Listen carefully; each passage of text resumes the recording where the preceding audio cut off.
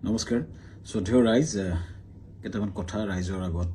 মুকলি কৰি দিয়াৰ কাৰণে কথা কোৱাৰ কাৰণে আহিলোঁ যোৱা কিছুদিন ধৰি আমাৰ মৰমৰ জুবিনৰ ঘটনাটোৰ পাছত চাৰিপিনে বিৰাট ৰাইজ দুখত নিয়মান হৈছে আমাৰো কাৰণে আমাৰ বুকুৰ আপোন মোৰ অতি একেলগৰ ফিলচফাৰ ফ্ৰেণ্ড গাইড মানুহজনৰ ঢুকোৱাৰ পাছত আমি খুব নিয়মান অৱস্থাত আছোঁ আৰু কিছুমান কথা ক'বলৈ ওলাই আহিছোঁ কাৰণ ইমান বেছি ভুৱা কিছুমান কেম্পেইন হোৱাৰ কাৰণে আমি কথাখিনি ক'ব চেষ্টা কৰিছোঁ শ্ৰদ্ধেয় ৰাইজ মই গুৱাহাটীলৈ যোৱাৰ কথা আছিলে আজি কিন্তু ইমানেই বেছি মোলৈ মেছেজ আহিছে আহিলে মাৰিম কাটিম প্ৰায় কেইবা হাজাৰ মেছেজ আহিছে যে গুৱাহাটীলৈ গ'লে কাটিম বুলি সেই প্ৰেক্ষাপটত যাব পৰা নাই সেই সময়ত খুব মন আছিলে গৰিমাৰ ওচৰত থিয় দিয়া মোৰ পৰিয়ালৰ নিচিনা মোৰ ভগ্নী গৰিমা বা দলটোৰ লগত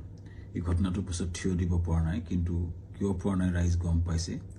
কাৰণ আমাক থ্ৰেটনিং কৰা হৈছে কিন্তু আচলতে জুবিন গাৰ্গক মৃত্যুত আমি দুখী নেকি এই কথাখিনি খুব কিছুদিন ধৰি ছ'চিয়েল মিডিয়াত কিছুমান ব্যক্তিয়ে টিআৰপিৰ আশাত মামাকে দোষী সজাই কেংগেৰু কোৰ্ট পাতি যে নিজৰ ডিগ্ৰী দিলে কিন্তু আচলতে কথাটো কি জুবিন গাৰ্গক আমি কিয় মাতি আনিছোঁ শ্ৰদ্ধা ৰাইজ আমি যিটো নৰ্থ ইষ্ট ফেষ্টিভেল ডিল কৰোঁ সেইটোত উত্তৰ পূবৰ বিভিন্ন সংস্কৃতি বা খাদ্য বা পৰ্যটনৰ প্ৰসাৰ কৰা হয় প্ৰথম 2013 চনত পাতোঁতে আমি জুবিন গাৰ্গৰ লগতে কথা পাতিছিলোঁ তেখেতেই আমাক ব্ৰেণ্ড এম্বাছেডৰ হিচাপে গাইড কৰিছে যে মই সংপৃক্ত থাকিম অনুষ্ঠানটো আমি একেলগে কৰিম টিভিত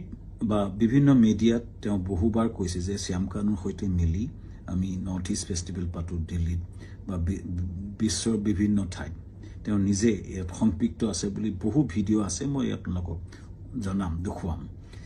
এই ব্যক্তিজন আমি যেতিয়া বাহিৰত অনুষ্ঠান য'তে কৰোঁ আমি তেখেতৰ পৰা আলোচনা কৰোঁ আৰু যিহেতু আমাৰ ব্ৰাণ্ড এম্বাছেডৰ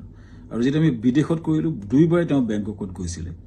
আৰু এইবাৰো যেতিয়া আমি ছিংগাপুৰত কৰিবলৈ গ'লোঁ তেখেতক আমি ক'লোঁ যে ছিংগাপুৰত কৰিব বিচাৰিছোঁ চ' আমি ক'লোঁ এনেকৈ কৰিব আমাৰ গোটেই প্ৰগ্ৰেমটো এনেকুৱা হ'ব তেখেতক ক'লোঁ যে তুমি যাবা নেকি তেখেতে ক'লে মই যাম মোৰ লগত মোৰ ভাতৃ সন্দীপনক লৈ যাম আৰু মেনেজাৰ সিদ্ধাৰ্থ যাব আৰু আমাৰ শেখৰ যাব চ' এনেকৈ ক'লে কোৱাৰ পাছত আমি পিছত আৰু এগৰাকী সংগীত শিল্পীও আহিলে চ' কোৱাৰ পিছত আমি আয়োজন কৰা প্ৰক্ৰিয়া আৰম্ভ কৰিলোঁ আৰু প্ৰথম কথা শ্ৰদ্ধেয় ৰাইজ জুবিন গাৰ্গক মতাটো পাপ নহয়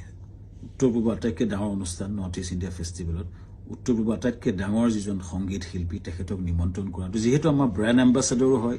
আমাৰ লগত সংপৃক্ত হয় আৰু তেখেতক মতাটো পাপ কৰা নাছিলোঁ এইটো আমাৰ দায়িত্ব আছিলে তেখেতক নিমন্ত্ৰণ